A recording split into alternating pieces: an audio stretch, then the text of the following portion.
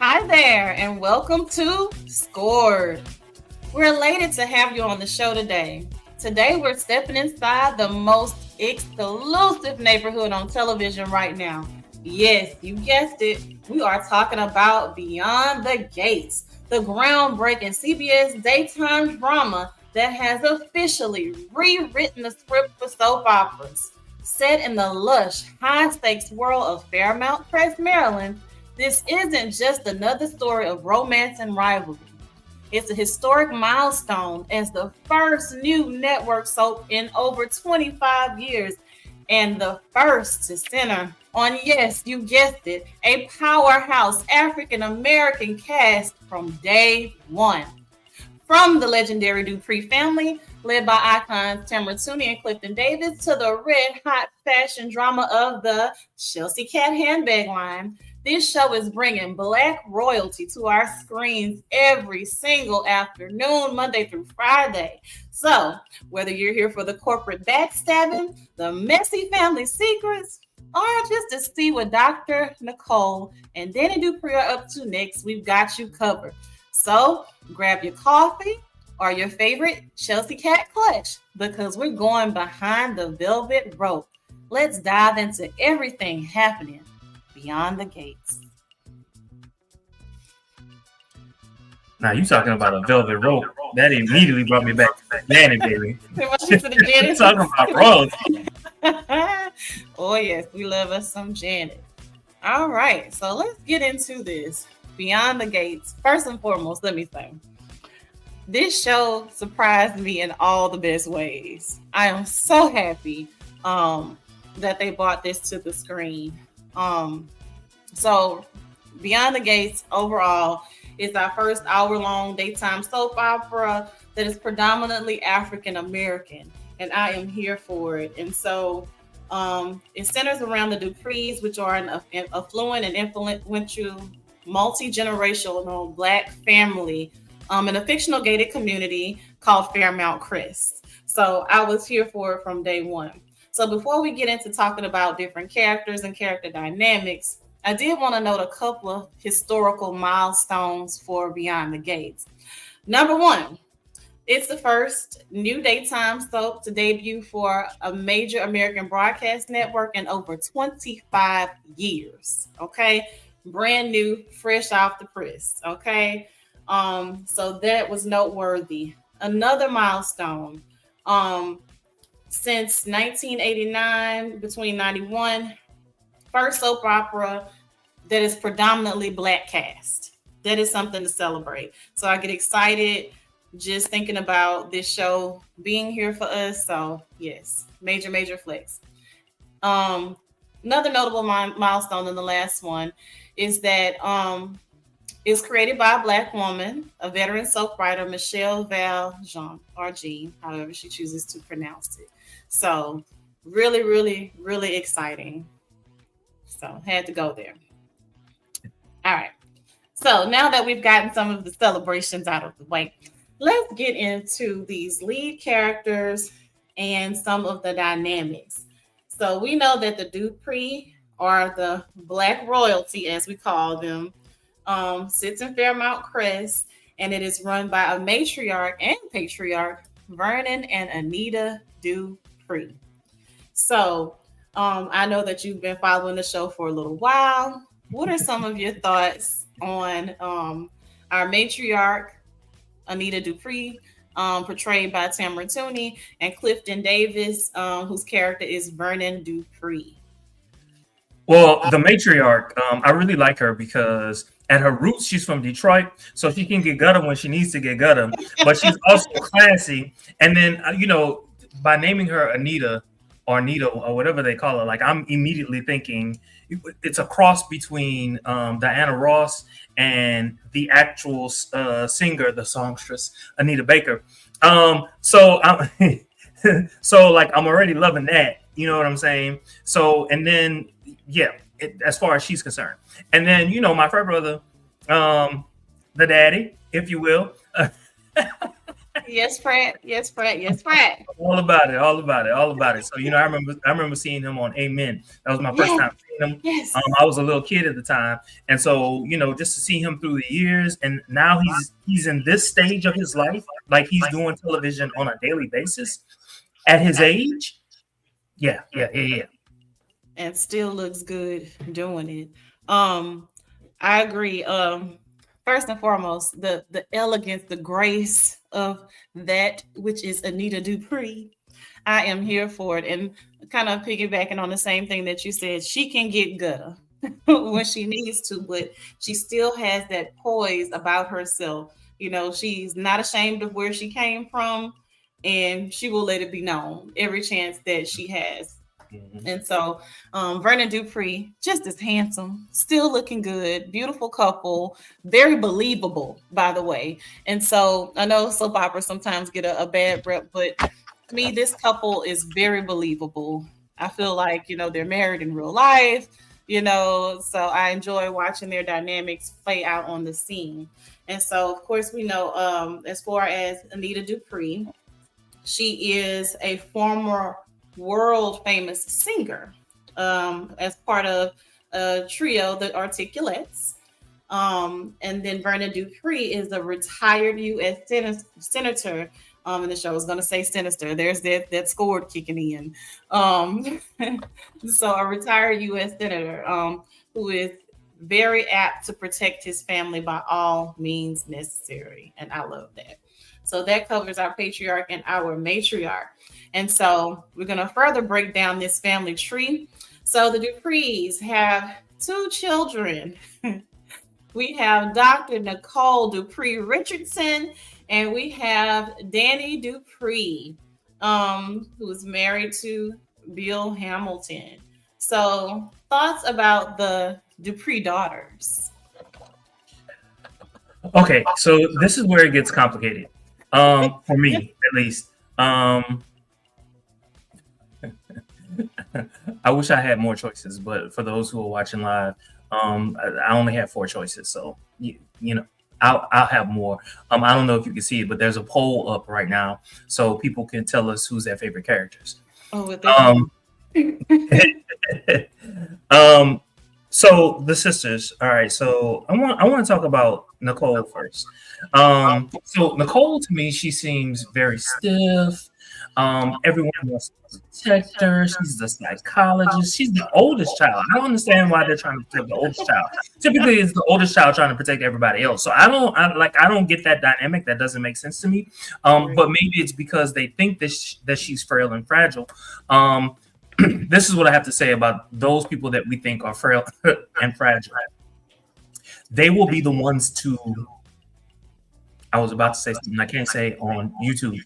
They will be the ones to do something and walk away like they didn't do it. and we saw you. No, they didn't. Okay? And everybody else will be crying in the corner. So I'm just waiting for her bad streak to really come out. Like sleeping with somebody that's not bad, or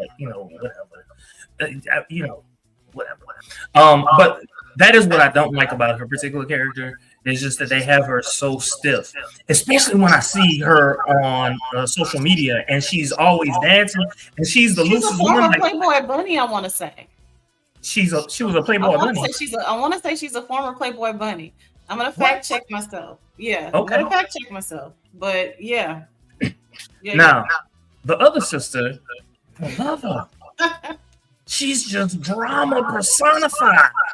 The second born. The second born. And so those are my thoughts. Love the Dupree sister.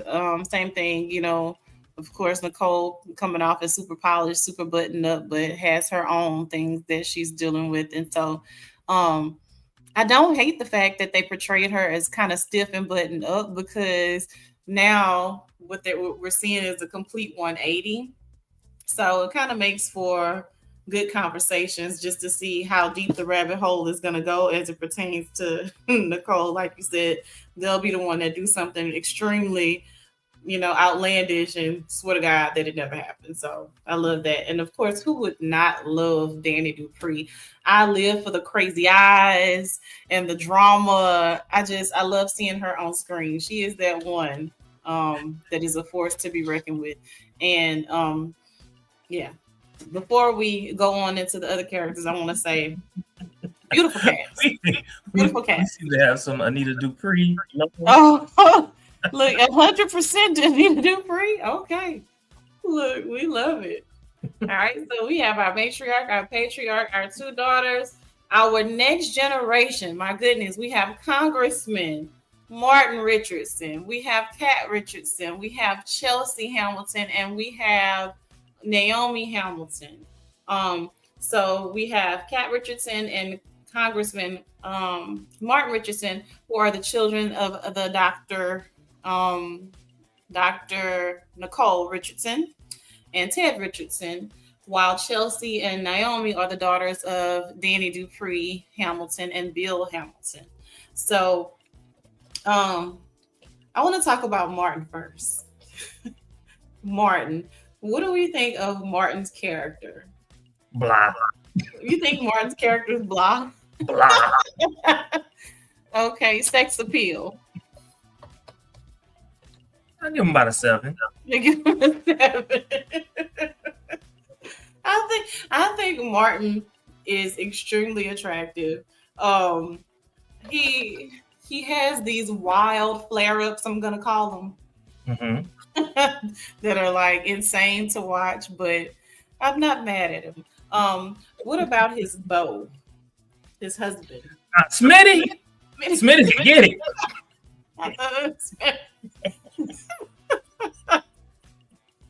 Smitty is a little spicy. He's a little spicy, but it's you don't see it coming at first. Okay. But I'm here for it. So, do we think Smitty and Martin, and I'm just kind of go there for just a second, make a good couple? Is a marriage believable?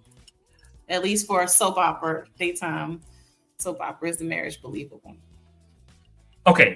So I think that Martin is too overbearing, or at least he was in season 1. And I thought that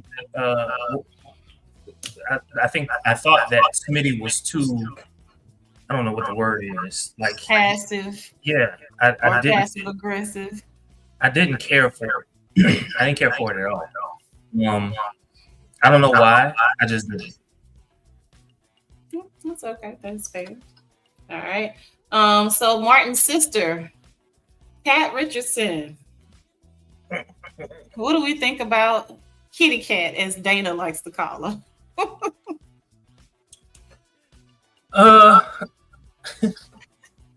Okay, so originally at the very beginning of the show, I was just like, who is she? What is her purpose? I didn't get it. And then her whole dynamic with Eva really like brought her character out, like it was able to stand on its own, and I enjoyed that. Now it's starting to feel like a little play. Like, is this all that your character is going to be? But at the same time, I realized that in real life, people can hold a grudge for a very long time. You know what I'm saying? And so it is believable in that sense. I initially loved Kat's character. Some of the episodes, and I'm gonna say maybe a good 10 of them, she started to get on my nerves to where it's like, you know what? If you do one more thing, I swear I'm gonna stop watching this show for 2 weeks. I promise. I am literally getting on my nerves. But I am a fan of her little Nancy Drew thing that she has going on. You know, her kind of third eye, her sixth sense, sometimes that she's blinded by though. And so while I understand sometimes she has a bit of a mean girl vibe that I don't care for. Okay. But overall, especially for a soap opera, across the board, I feel like there's a lot of really good acting in the show. And again, love the fact that it is a predominantly Black cast. Now, Chelsea, this was her first acting gig ever. My God. Yeah, this was her first acting gig ever. And so, like I kind of saw that in the beginning. They weren't giving her a whole lot of lines so that she could get her sea legs. But I think she's found them. and I think she's doing a really good job. And I like that she challenges Kat. I love that she challenges Kat. She doesn't just let her just be a brat all around without calling her on some of her stuff. So I love that that family dynamic because we need that. You need that. So moving on to Dani's kids. Oh my goodness. Naomi and Chelsea, since you brought up Chelsea. How do we feel about those two sisters? Okay. The model that's followed in mom's footsteps. We have the daughter that's followed. This is what I remember. I remember episode 1. Naomi was having sex with Jacob.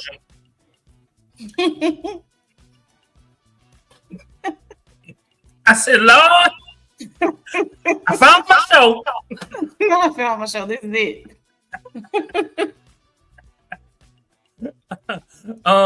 No, so okay. I like the fact that Naomi is kind of like following in the footsteps of her father. And Chelsea is following the footsteps of her mother. That's believable. I get that.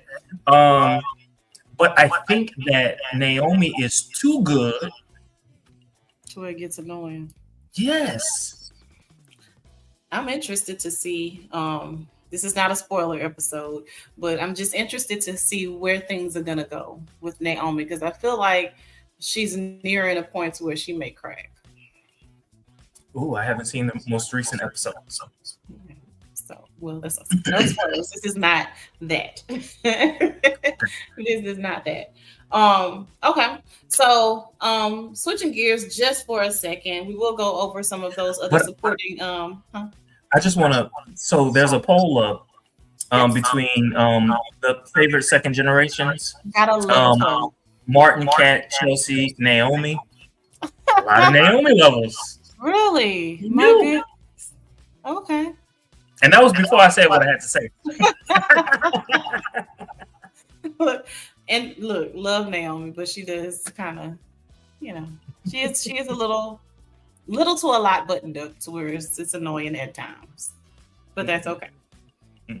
Switching gears away from some of the characters for just a second, going over to some of the antagonists that we have in this show.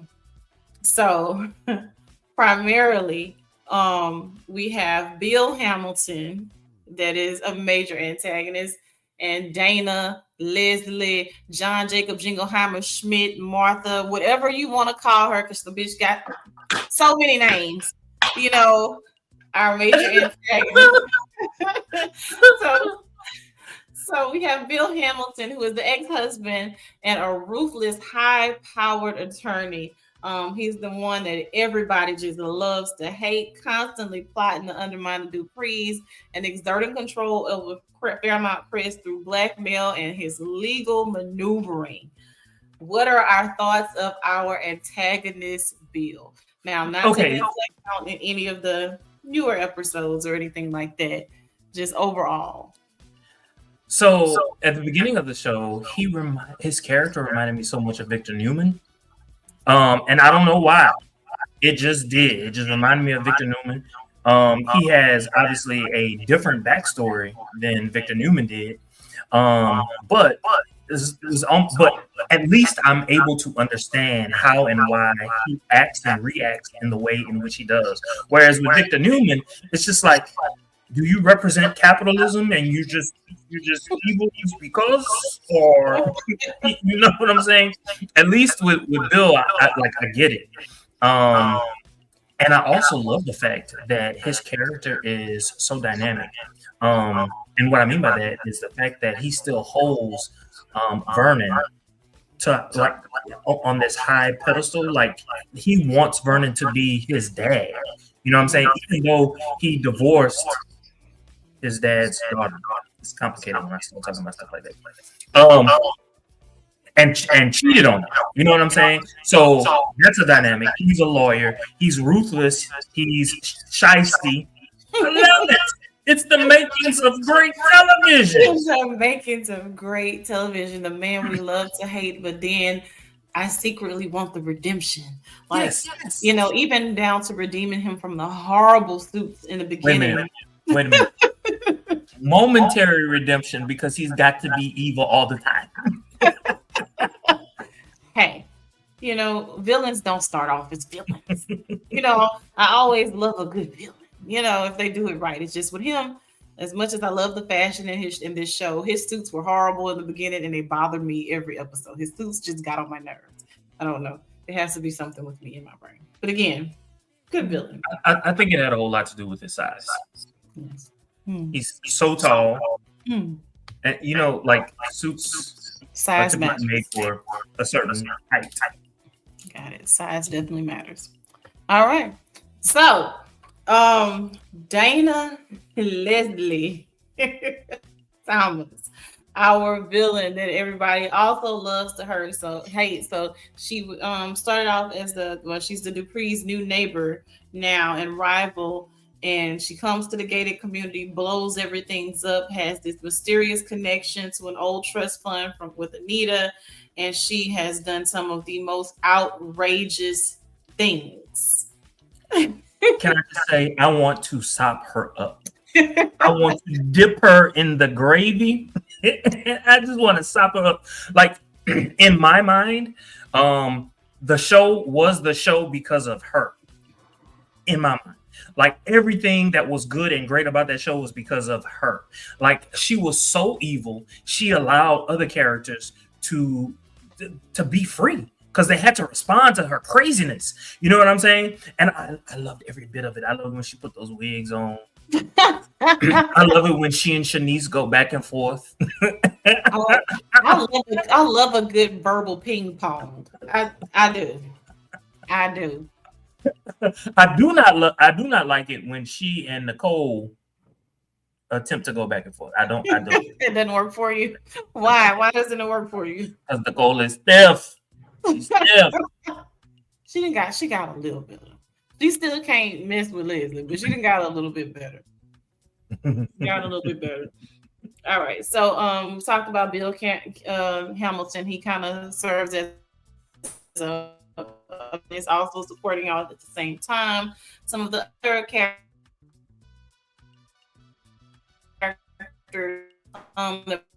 Jesus of Nazareth. We're gonna pause right quick before I even go any further. Haley.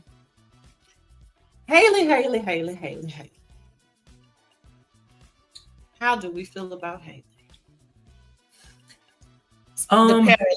At first, my thoughts about Haley was, you little Jezebel. Little Jezebel. And then it's just like all of these characters have hidden stories. I love the hidden stories behind these characters. Those hidden stories are the gems. That's where the magic happens.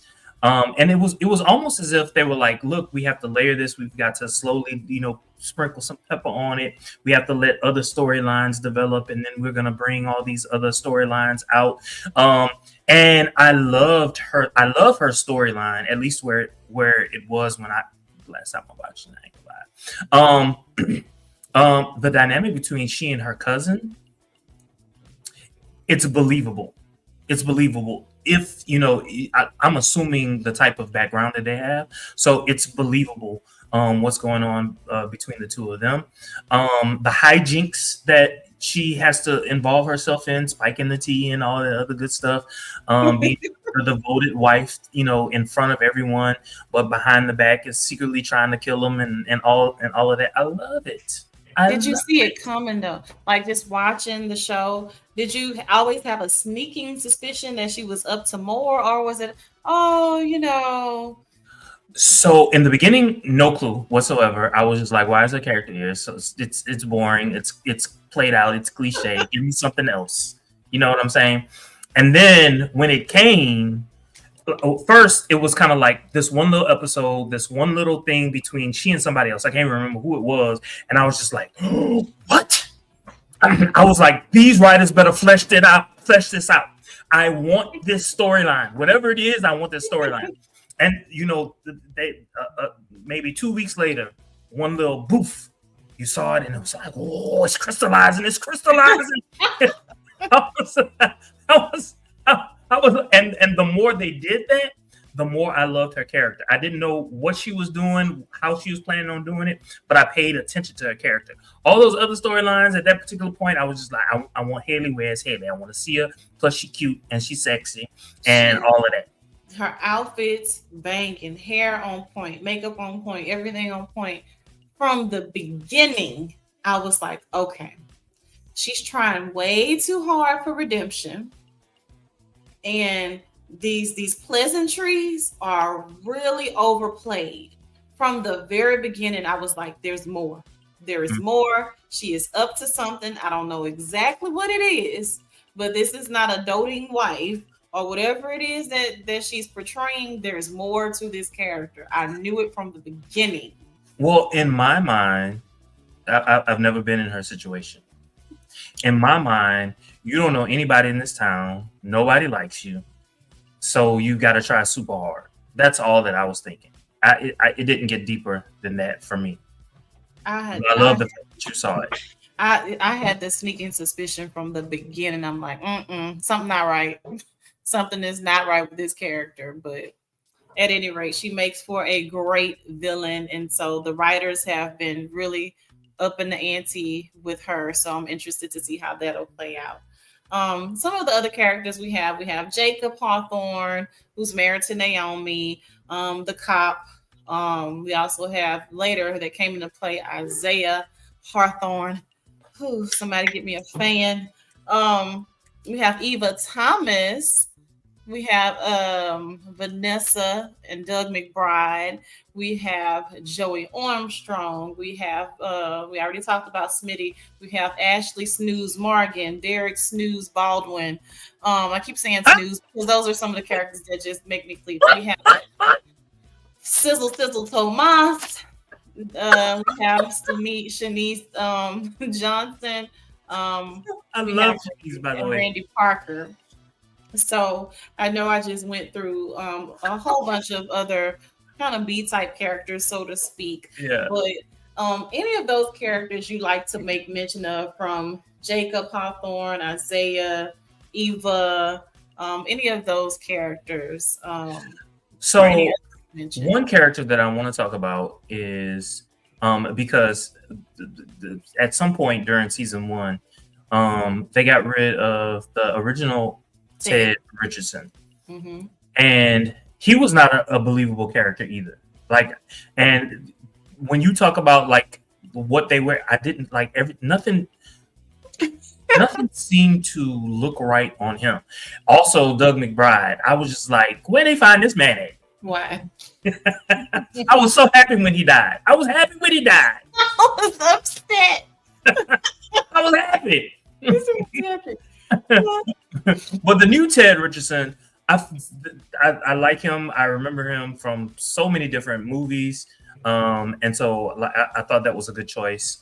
They needed to bring someone who was, if they're going to replace the original Ted, they need to bring someone who's recognizable, and he's definitely the first Ted was attractive too, though. Like he was, but he was goofy. He was just goofy, and the look that he had, goofiness didn't go with it. But to be married to Nicole, you gotta kind of have to bring something to life. You look like you about to go play squash, pickleball, or something. He fit the role. He fit the role. My goodness. Jacob Hawthorne, the police officer who's married to Naomi. Hot. You say hot? Hot. And maybe because he might remind me of someone or a relative. There is something about Jacob Hawthorne that grinds my gears. I don't know what it is. I don't hate his character. I don't hate it. But it's something about him that inherently annoys me. Even when he's upset, he's whispering. And he wants I can't stand you. I think... Maybe because I've seen him on a Tubi movie before, that I don't know. It's something that bothers me about his character a bit. I don't know. Still attractive again, and overall a very attractive cast in general. His brother, though, his brother.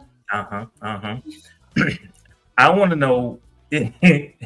Looking at their family, is is Jacob's dad really the cop? That's what I want to know. That's what I want to know because he's short and skinny, and the brother that they brought on is tall like the daddy, and kind of built like the daddy. So, you know, I think there is a future storyline there. I think if they wanted to make it one. Send an email. You gotta send an email. Who we did not talk about just yet. I know we went over a bunch of the other supporting characters or recurring characters. Eva Thomas. Thoughts about Eva Thomas? We know that she's kind of wrapped up in this ruse with her mother coming to Fairmont Crest to blow everything wide open. But how do we feel about Eva? So I'm going to be honest. It's probably not popular, but I feel so sorry for her character. Okay. Not sorry that her mother is her mother, because that's just the cards that you were dealt. But she's been put into an impossible situation where you want to help your mother, even though you know your mother is doing all the wrong things, and you decide to do the things that are wrong and bad, and morally that it's very questionable. Not even a little. It's very questionable. But the strength that she had to push back and to try to defend and to try to come to the aid of a family that she knew very little of. She just knew that she had a bond with them. And I found that admirable. So I really do like her character. It got kind of iffy when it felt like she was trying to steal Tomas. But I get it. I understand. Tomat is hot and spicy. Tomas was choosing. Mm-hmm. And now Tomas to me was the devil incarnate. That's another that's another Victor Newman. Mm-hmm. Yeah. Mm-hmm. He was choosing. He was in more than I feel like she was going after Tomas. I feel like Tomas was playing with fire. I'm looking more at him with the side eye than at Eva. Because I feel like he played on her emotions quite a bit, and she's already fragile and vulnerable. So when you say devil incarnate, he was, and especially in that situation. But let me ask you a question. Can men and women be friends? It's another show. And not be sexual about it? That's another show. But the short answer is yes, it is possible. However, I feel like that's the exception, not the rule. So I feel like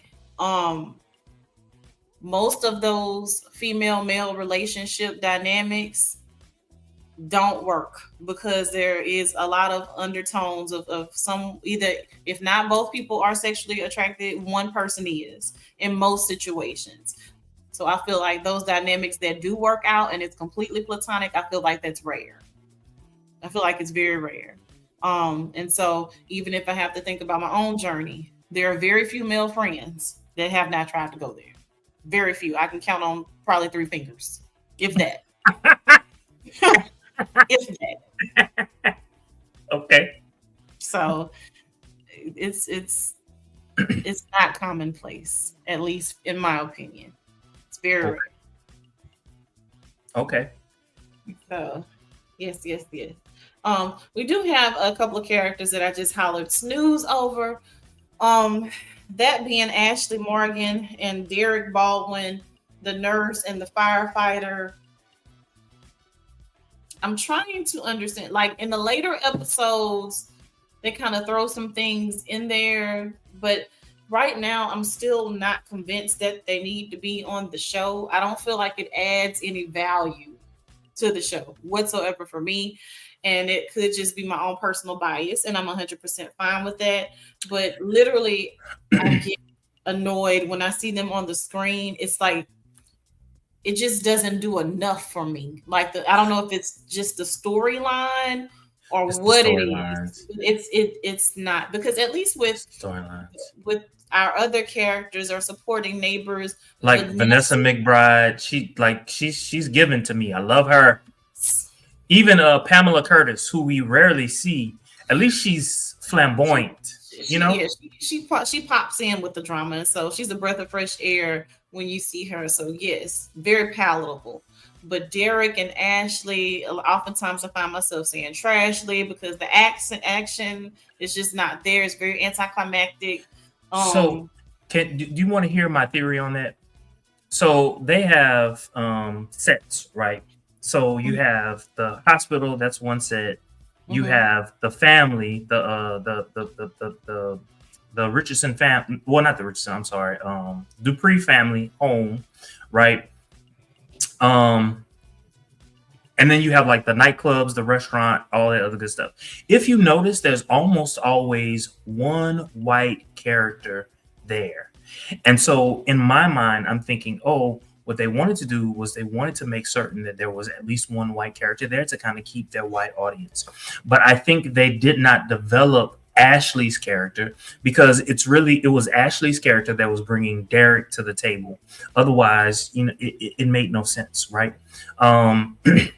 So I don't think that they fleshed her character out.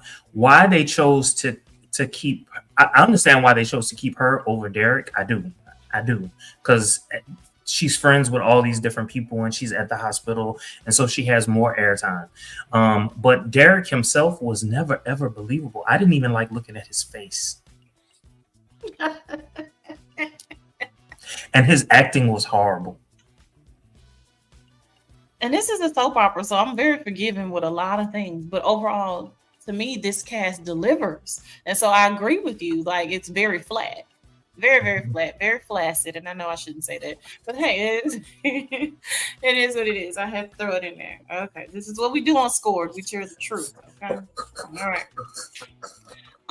But I don't disagree with you. I don't. And so it's like, oh God, snooze this, please. Somebody please gouge my eyeballs out so I don't have to see this. But return my vision so I can continue to see Isaiah. And yeah, we'll go on. But I agree with you. We have Randy, who's kind of a side character. Kind of Joey's. I want to see him with his shirt off. He was in the Marines, I want to say. You mean the actual person? Yeah. Okay.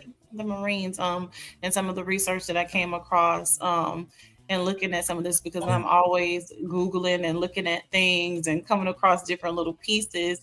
It was another piece of information. The character that plays Naomi, Bill Hamilton's lawyer daughter, she is actually in a same-sex relationship. Wow. Yes, she is. So Naomi, who is the wife of the cop in the show, is actually queer. Wow. Yeah. That explains why they are having marital. I'm tired of kissing him. So please stop making me sleep with this man. My God, this is horrible. But yeah, so little Easter egg there for us. All right. And so I do have a few questions that I would like to ask before we close out our intro on Scored with Beyond the Gates. First question. So without going too deep into the episodes, so the Dupree versus the Richardson loyalty. And what I mean by that is, why do the Duprees, especially Nicole, seem to forgive Bill Hamilton for his multiple infidelities while remaining so harsh towards Ted for his mistakes? Because it was done personally to her. And she thought she had the perfect husband.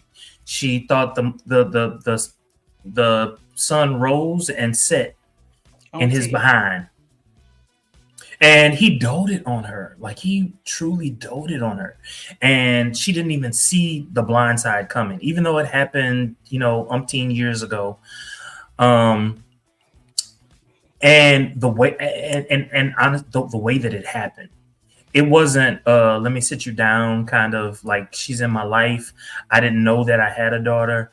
Well, actually he didn't know he had a daughter, to be honest. But I think if he had done that, then like all those years ago, then she could have prepared herself for that moment when it happened. So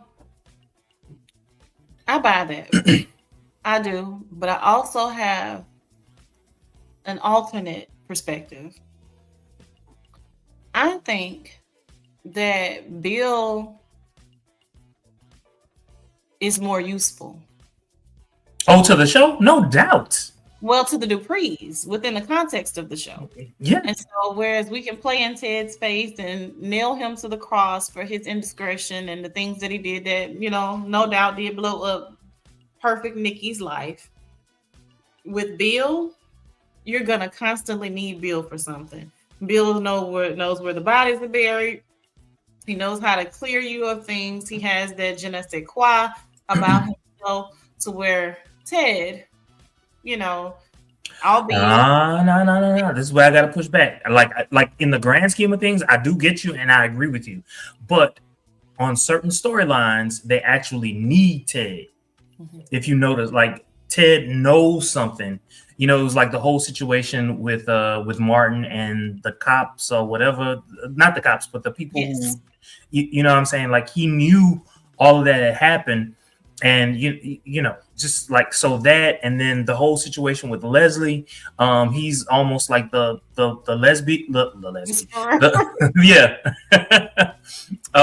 So like in certain ways, he is indeed needed. That's fair. Just not to her. It's just I feel like Bill across the board though. Like, not that Ted is not useful at all, because that is a very valid point, because with the plastic surgery and all the things he played a very, very integral role in, all of it. Again, not going into too much detail of the show because I don't want to spoiler alert anybody. But yeah, I agree with you. I just feel like Bill is a bit more useful, and he has that savvy and that dog in him that they are going to constantly need Bill, whereas Ted is like kind of an afterthought at times, although he is important. Since you said dog, which Greek letter organization do you think Bill would have been a member of? Is he not a Sigma? In real life? Something? I don't know. I'm going to have to phone a friend. Hold on. She's really looking right now. I'm just talking about the character. Based on the character, which organization do you think he would be part of? Haha. So, in real life, he is a member of Phi Beta Sigma Fraternity Incorporated. On the show, I would give him a Q all day long. I would want to. I would not give him to us. I would not make him an alpha man. I would not. I was about to say, in the context of the show, Vernon Dupree, yes, alpha all day long, and in real life, alpha all day long. But Bill definitely gives me Q, 100%, without flaw. All right, next question: the evil Leslie. So is Leslie Thomas purely fueled by revenge, or is there part of you that understands her bitterness towards the Duprees for Ted not leaving Nicole years ago? I think she has a screw loose. My honest opinion. What? I think she has a screw. I think she's pathological. I think she's a sociopath.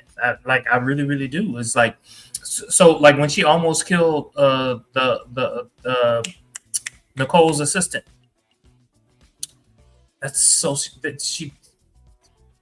Something is wrong with this woman. I'm giving her, what is it, monomaniacal.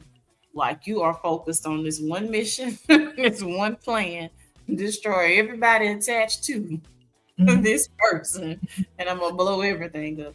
But no, she definitely has a few screws loose, and is a few sandwiches short of a picnic. But she makes for great television. Beautiful, wonderful, and they did an excellent job choosing her. Let me tell you something. This is a beautiful woman. I don't know. She's a beautiful woman. She's sexy. She's fine. She's a goddess. There's a difference between sexy and fine in my mind. And she's sexy and fine. And she's gorgeous. And it doesn't matter. There are a couple of wigs I ain't care for. But in general, it doesn't matter what you put on her head, she's gonna look good. Yes. And she does a really good job. I'm not gonna say she's the world's greatest actor. But she does a damn good job for this show. Yes, I enjoy watching her on screen. I enjoy getting upset by her quips and the things that she finds herself into. But again, like you said, that's great television. I should feel things, when characters come to the screen. And so I could not have asked them for a better person to play the role of Dana, Leslie, Martha, Maya, whatever you want to call her, because she has so many aliases to go with all of the wigs. So I love seeing it play out. But you know what? You asked me a long time ago. You asked me about Martin, but I didn't tell you that boy. You got an ass. So big like the sun. And I just want to squeeze. I just want to squeeze just all the time. He be trying to hide it, but I'd be like, no. Mark got a bubble more. Give me more. What? You thought that Smitty was a twink. I don't know, Martin. Now, Smitty, ooh, Jesus. Ooh. I just want him to do something with his eyebrow. Smitty's so damn emotional sometimes, though, that it gets under my skin at times. He's so emotional. But you know what? This is me talking about stuff that I don't know. But anyway, I always try to figure out who's the top, who's the bottom, or if they're first or whatever. It was one time, this one little episode. It was quick. And I was just like, oh, Smitty's the top. But you know what? If you think about the dynamics, okay, well, you think, okay, congressman, all these things, and you would just think that. But know how Martin queens out so quick. I would not be surprised. I would not be surprised at all. But I will say, blowing him to smithereens. I will say this: Martin's character, he has to be in control, and he has to keep a facade all the time. I understand why his character is so boring, but his parents are so boring to me that okay, it kind of makes sense that he was going to be a good guy, a good politician. I want him to dirty it up, and I like his association with Joey Armstrong. I want to, even though he would be the cliched politician and we need to have faith in our politicians, I need him to dirty. I need all these characters to have some smut in their life.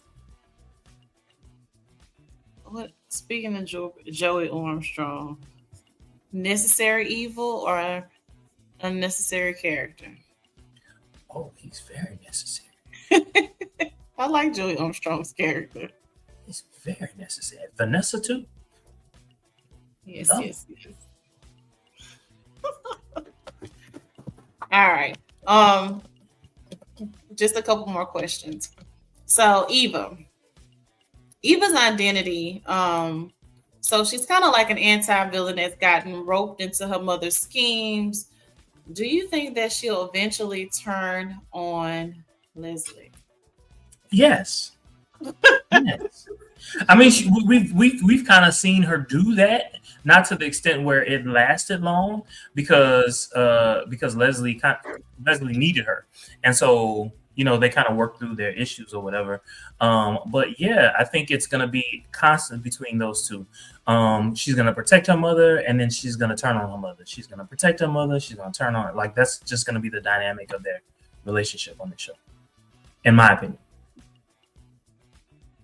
Yeah, Eva wants to be accepted, and it's just like, one of those things like the sins of the mother, right?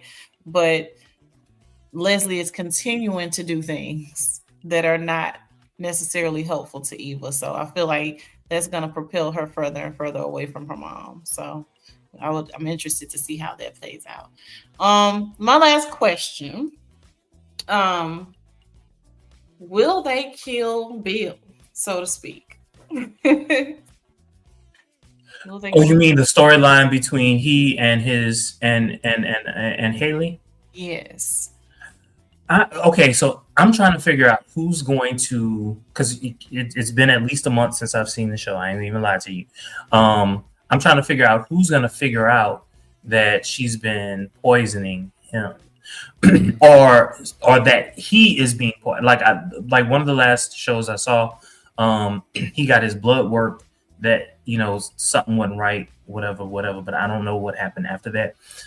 So I'm real eager to figure out what's going to happen with that.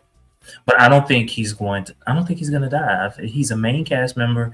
He is pivotal to the show at this particular point in time. I can't see anyone playing him. I mean, of course, if they decide to get rid of him, they put someone else there. Okay, that's the new Bill. But as of right now, nah, he suits the character. Same. I don't think Bill's gonna go anywhere.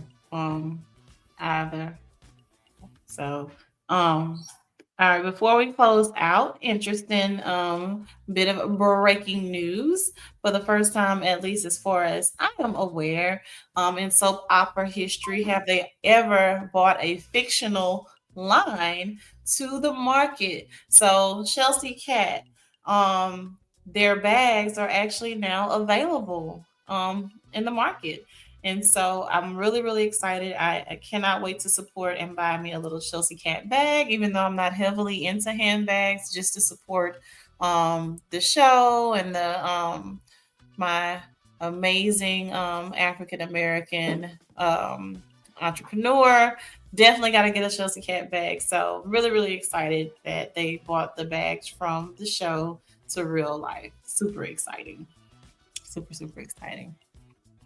All right. Any other questions or characters we did not get to discuss, or points of characters that we did not get to discuss on this episode that you want to make mention of? Well, no, not really. I just wanted you to talk about what we're going to be doing each week as it relates to this particular show and how we plan on doing it. Yes. All right. So from each week, we will be bringing you an overview of what has happened that particular week, being 5 episodes, covering the latest gossip, dish, and drama from the shows.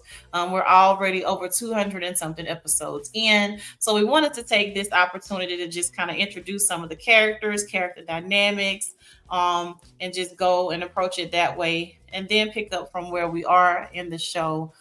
So if you have not been watching Beyond the Gates, I encourage you, I implore you, dive in. This is one of the best soap operas that I have ever seen, and I cannot say it enough.